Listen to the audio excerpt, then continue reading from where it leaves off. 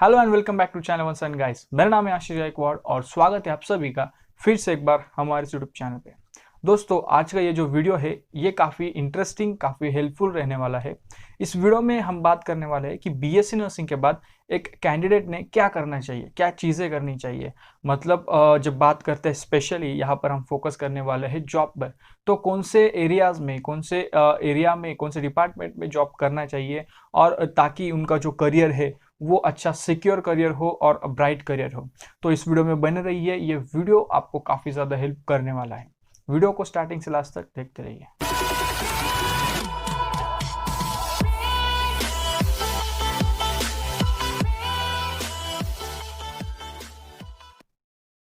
Welcome back to channel once and guys. जैसे अब मैंने आपको बताया कि इस वीडियो में हम बात करने वाले हैं कि बीएससी नर्सिंग के बाद आपने क्या करना चाहिए, क्या आपने कौन से डिपार्टमेंट में, कौन से एरिया में आपको जॉब करना चाहिए। तो दोस्तों, जब भी हम बीएससी नर्सिंग में आते हैं, जब बीएससी नर्सिंग को एडमिशन लेते हैं, तो आपने काफ़ी बार सुना होता है कि बीएससी नर्सिंग या फिर नर्सिंग फील्ड में काफ़ी स्कोप्स है। नर्सिंग फील्ड में आपको काफ़ी अच्छे सैलरी मिलती है, और ये है वो है, काफ़ी सारी चीज़ें आपको लाइक आप सुनते हो। लेकिन प्रैक्टिकली आपको वो चीज़ें पता नहीं होती है। मतलब कौन से फील्ड में अच्छी सैलरी मिलेंगी, उसके लिए क्या करना होगा, ये वो चीज़ें आपको पता नहीं होती हैं।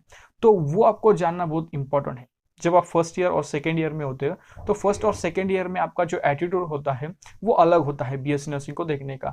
लेकिन थर्ड और फाइनल ईयर में जब आप जाते हो, थर्ड और फोर्थ ईयर में, तब आप लाइक जॉब ओरिएंटेड होते हो और आपको समझ में आता है कि आपको क्या करना चाहिए और क्या नहीं करना चाहिए। लेकिन इस टाइम में भी आपको एक डायरेक्शन की ज़रूरत होती है। जब तक आपको कोई डायरेक्टिव नहीं देता है, जब तक आपको कोई लाइक वे नहीं दिखाता है, तब तक आपको करेक्ट और राइट डिसीजन लेना मुश्किल होता है। तो ये जो वीडियो है वो आपको राइट डिसीजन लेने में काफ़ी ज़्यादा हेल्प करने वाला है। फर्स्ट थिंग इस वीडियो में मैं आपको बताने वाला हूँ वो है आपका एम या फिर आपका गोल। दोस्तों, जब आप फर्स्ट टू फोर्थ ईयर तक पढ़ते हो तो आपको उतना लाइक नॉलेज आ जाता है कि इस फील्ड में एग्जैक्टली है क्या। लेकिन काफ़ी स्टूडेंट्स ऐसे होते हैं, फाइनल ईयर भी पास आउट कर जाते हैं और वो जॉब भी करने लगते हैं, लेकिन फिर भी उन्हें पता नहीं होता है कि नर्सिंग में, बीएससी नर्सिंग के बाद स्कोप्स क्या है।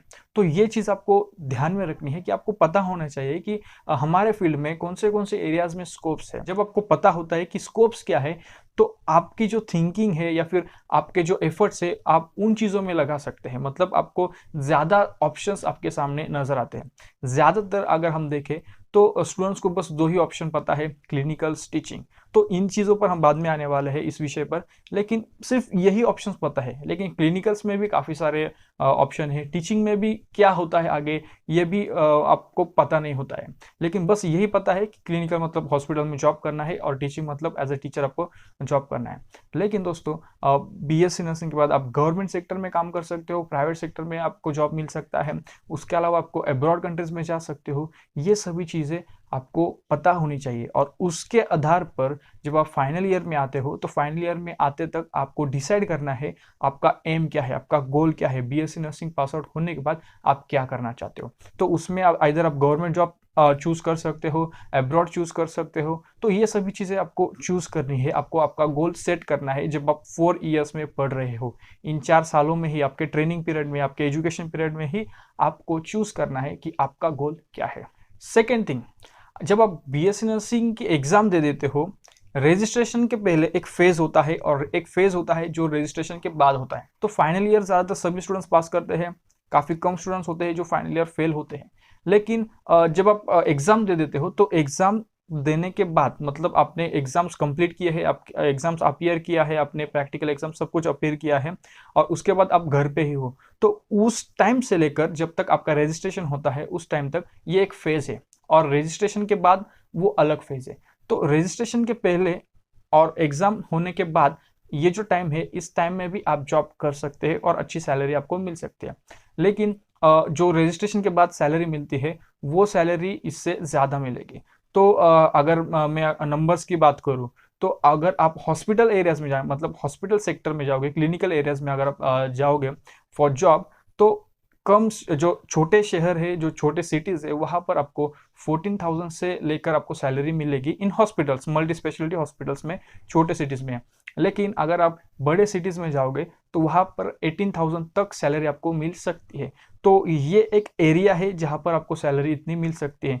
लेकिन कुछ हॉस्पिटल्स है जहाँ पर इससे भी कम सैलरी आपको मिलती है बिफोर रजिस्ट्रेशन। आफ्टर रजिस्ट्रेशन की अगर मैं बात करूँ तो आफ्टर रजिस्ट्रेशन आपको जो आपका एक्सपीरियंस होता है वो आफ्टर रजिस्ट्रेशन आपको वो वैलिड होता है। तो जो आफ्टर रजिस्ट्रेशन आपकी सैलरी होगी मल्टी स्पेशलिटी हॉस्पिटल्स में वो 22,000 25,000 से ऊपर होगी। बड़े मेट्रोपॉलिटन सिटीज़ में, छोटे सिटीज़ में वो 18,000 से ऊपर होगी। टीचिंग फील्ड में आपको जो सैलरी होती है बिफोर रजिस्ट्रेशन वो 10,000 से ऊपर मिलेगी और आफ्टर रजिस्ट्रेशन 14, 15, 16,000 से आपको उसके आगे मिल सकती है। और विथ एक्सपीरियंस ये सभी सैलरी जो होती है वो आगे बढ़ते जाती है। तो ये चीज़ है इन क्लिनिकल्स और टीचिंग। Second thing, experience. तो दोस्तों जब आपको आपने अगर आपका एक एम सेट किया है तो चाहे कोई भी आपका एम हो उसके लिए सबसे इंपॉर्टेंट चीज़ है वो है एक्सपीरियंस। तो एक्सपीरियंस कौन से सेक्टर में, कौन से डिपार्टमेंट में लेना ज़रूरी है, अगर मैं रेकमेंड करूँ तो मैं आपको ज़रूर रेकमेंड करूँगा आप क्लिनिकल्स का एक्सपीरियंस लो। अगर आपको टीचिंग फील्ड में आपका करियर करना है फिर भी आप क्लिनिकल्स का एटलीस्ट 1 ईयर का एक्सपीरियंस लो। मतलब हॉस्पिटल में एज अ स्टाफ नर्स काम करने का, स्टाफ नर्स जॉब करने का 1 साल का एक्सपीरियंस आपके पास ज़रूर होना चाहिए। सेकेंडली, अगर आप बोलते हो कि मुझे टीचिंग करना है तो ये जो एक्सपीरियंस आपका होगा ना 1 ईयर्स का क्लिनिकल्स में, वो आपको टीचिंग के लिए हेल्प करेगा। क्योंकि जब आप टीचिंग करते हो तो for example foundation of nursing जैसे सब्जेक्ट्स है जहाँ पर प्रोसीजर्स आपको सिखाने होते हैं। तो जब आप फ्रेशर होते हो, आपको क्लिनिकल्स का एक्सपीरियंस नहीं होता है, तो हर एक चीज़ आपको बुक में पढ़ के सिखानी पड़ती है जो प्रोसीजर्स होते हैं, बेसिक प्रोसीजर्स। लेकिन जब आपके पास एक्सपीरियंस होता है तो हर एक चीज़ के लिए आपको बुक को रेफ़र करने की ज़रूरत नहीं है। हाँ, बुक को रेफ़र करना चाहिए लेकिन वो चीज़ आपको दिक्कत आती है, मतलब आप उतने ईज़ के साथ, उतने इफेक्टिवली आप नहीं सिखा पाते हो। तो इसके लिए if you want to go in teaching field you must have 1 years, at least 1 years of experience in the clinical field. Secondly, अगर आप एमएससी करना चाहते हो उसके लिए एक्सपीरियंस ज़रूरी है। तो उसके लिए फिर से एक प्लस पॉइंट, आप जब क्लिनिकल्स करते हो तो वो एक और प्लस पॉइंट है। उसके अलावा अगर आप क्लिनिकल्स में ही करना चाहते हो, गवर्नमेंट सेक्टर में आप जॉब करना चाहते हो, अगर आपके पास क्लिनिकल में चाहे प्राइवेट हो, कोई भी हॉस्पिटल हो, क्लिनिकल्स की 1 साल की एक्सपीरियंस है आपके पास, तो आपको वो काफ़ी इंपॉर्टेंट होता है। सेकेंडली, काफ़ी स्टूडेंट्स होते हैं जिनको अब्रॉड जाने का, लाइक जो ड्रीम करते हैं अब्रॉड जाने का। तो अगर आपको अब्रॉड जाना है तो वहाँ जाने के लिए, लाइक अगर आप फ्रेशर हो और आप अभी ही जाना चाहते हो अब्रॉड, तो आपके पास कुछ नर्सिंग स्किल्स होनी चाहिए। नर्सिंग प्रोसीजर्स कैसे परफॉर्म करते हैं, किस तरीके से पेशेंट को आप हैंडल करोगे, कैसे किस तरीके से मैनेज करोगे, तो इसका भी नॉलेज आपके पास होना चाहिए। जब आप टीचिंग से डायरेक्टली जाना चाहते हो तो वो पॉसिबल नहीं होता है क्योंकि आपके पास नर्सिंग स्किल्स नहीं, लाइक नर्सिंग स्किल्स आपके पास नहीं रहेगी। अगर आप जो लैंग्वेज टेस्ट आपके टैलेंट के अनुसार अगर आपने पास भी किया, लेकिन एक और चीज़, एक और एग्जाम्स होते हैं अब्रॉड में, वो जो आपके नर्सिंग स्किल्स को टेस्ट करती है, वो एग्जाम्स अगर आप पास नहीं कर पाए तो that will be again a failure. So इस वजह से आपके पास एटलीस्ट 1 to 2 ईयर्स का क्लिनिकल एक्सपीरियंस होना चाहिए। जब आपके पास 1 to 2 ईयर्स का क्लिनिकल एक्सपीरियंस रहेगा then you stand a good chance to go abroad, work efficiently, अच्छा आपको जॉब मिलेगा। तो इसमें भी काफ़ी सारे एक्सेप्शंस है, वो उस चीज़ों पर मैं फोकस नहीं करूँगा। लेकिन अगर बात करूँ बेस्ट की, तो आपके लिए बेस्ट हमेशा से यही रहेगा कि after completing BSc nursing pass out होने के बाद एक अच्छा मल्टी स्पेशलिटी हॉस्पिटल पकड़िए, एक अच्छा मल्टी स्पेशलिटी हॉस्पिटल सर्च करिए और वहाँ पर आप अप्लाई कर दीजिए। एंड ज़्यादातर आपको फर्स्ट अप्रोच में ही जॉब्स अवेलेबल होते हैं। सो जब आप वहाँ जॉब करते हो तो 6 मंथ से ज़्यादा आप करिए, 6 मंथ से कम मत करिए। मतलब 6 मंथ तक आपने जॉब किया और एक हॉस्पिटल छोड़ दिया, दूसरे हॉस्पिटल में आप जा रहे हैं, तो ऐसा बिल्कुल मत करिए। आपकी जो आपकी जो प्रोफाइल होती है वो ख़राब हो जाती है। इसलिए जब आप किसी भी पर्टिकुलर इंस्टीट्यूट में, ऑर्गेनाइजेशन में या फिर हॉस्पिटल में आप काम करते हो तो make sure you work for more than 6 months. अगर आप 1 to 2 ईयर्स एक ही हॉस्पिटल, एक ही इंस्टीट्यूट में अगर आप काम करते हो तो वो काफ़ी अच्छी बात है। सेकेंडली, एक और चीज़ इसमें मैं ऐड करना चाहूँगा, अगर आप ऐसे हॉस्पिटल में जॉब करते हो जिसके पास NABH का एक्रीडेशन है तो वो काफ़ी आपको हेल्प करेगा आगे जाके, क्योंकि आप स्किल्ड नर्स बनते हो, एक स्किल्ड प्रोफेशनल आप बनते हो, तो वहाँ पर आपका जो नॉलेज होता है आपका अपग्रेडेड होते रहता है। सेकेंडली, जो एडवांस टेक्नोलॉजीज होती है उन हॉस्पिटल्स में, NABH हॉस्पिटल्स में वो अडॉप्ट किए जाते हैं। मतलब आपकी जो नॉलेज है regarding new technologies, regarding new equipments, regarding new articles, ये सब भी अपडेट होते रहते हैं। तो इसलिए इट्स गुड अगर आप NABH हॉस्पिटल्स में काम करते हो, वहां पर अगर आप एक्सपीरियंस लेते हो देन दैट इज गुड। तो 1 से 2 साल का एक्सपीरियंस लेने के बाद आप आइदर MSc के लिए जा सकते हो, that is good option after taking 1 to 2 years of experience, MSc के लिए जाना।